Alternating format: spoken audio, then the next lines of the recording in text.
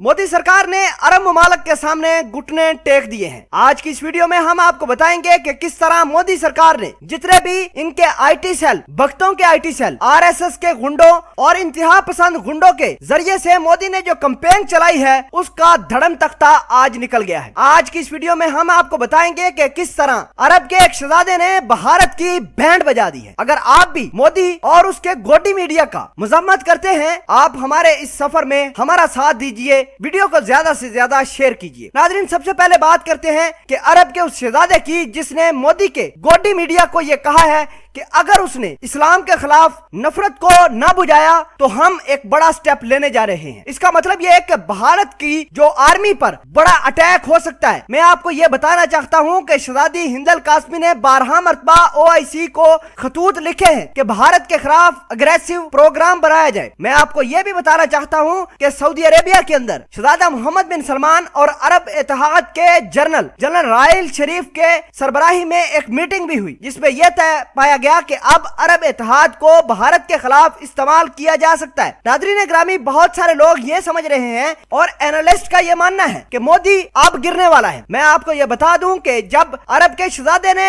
मोदी को धमकी दी कि अपने मुल्क से ये गंद साफ करो, तो मोदी ने वाकई ही उस पर एक्शन लेना शुरू किया। अब तक 100 से ज्यादा ट्वीट डिलीट और 100 से ज्यादा अकाउंट बैन कर दिए गए हैं। ये तमाम के तमाम वो अकाउंट्स और ट्वीट थी जो इस्लामोफोबिया को बढ़ावा दे रही थी। भारत का एक सीनियर रहनुमा जिसको तेजस्वी सूर्या के नाम से दुनिया जानती है, उसने इस्लाम के खिलाफ बड़ी बकवास की थी। उसका ट्विटर हैंडलर सारा का सारा तबाह हो गया है। उसकी ट्वीट्स तकरीबन तबाह हो गई हैं। सारी की सारी ट्वीट डिलीट कर दी गई है और भारत की गवर्नमेंट को अब पता चल गया है कि इस तरह का घिनौना खेल भारत के अंदर नहीं चलेगा। भारत के अंदर चल रही इस्लामोफोबिया की ये लहर अस्पतालों के अंदर जा पहुंची है। आपको बता दें कि डॉक्टर मुंह पर मुसलमानों को कह रहे हैं कि अगर मुसलमान हो तो हमारे पास नहीं आना। मैं आपको यह भी बताना चाहता हूं कि झारखंड पुलिस ने भारत की सड़क के ऊपर इस्लाम को नुकसान पहुंचाने के लिए एक नया तमाशा रचा। नाज़रीन, एक शख्स जो अपने आप को मुसलमान समझता है, मुसलमान की तरह नकली दाढ़ी लगा के रोड पर आता है, सर पर टोपी पहनता है। जब पुलिस वाले रोकते हैं और पूछते हैं कि तुम कहां जा रहे हो,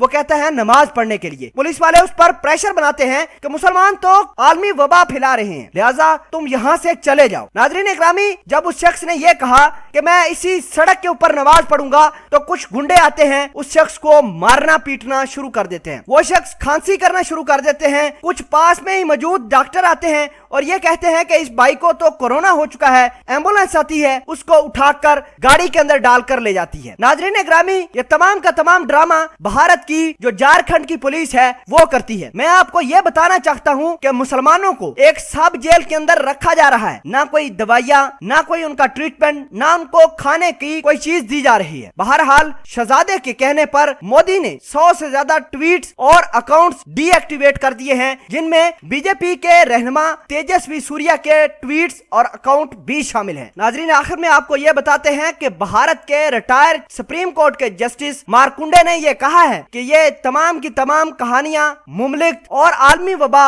मोदी से हैंडल नहीं हो पा रही। मोदी अपनी सरकार को घर में ले जाए, वहां जाकर दलिया बनाए, इससे ज्यादा मोदी और काम कुछ नहीं कर सकता। दोस्तों, अगर आप समझते हैं कि हम आपके साथ सच और हक पहुंचा रहे हैं, हमारी वीडियो को शेयर कीजिए, हमारे चैनल को सब्सक्राइब करके इस सफर में हमारे साथी बनिए। जज़ाकल्लाह।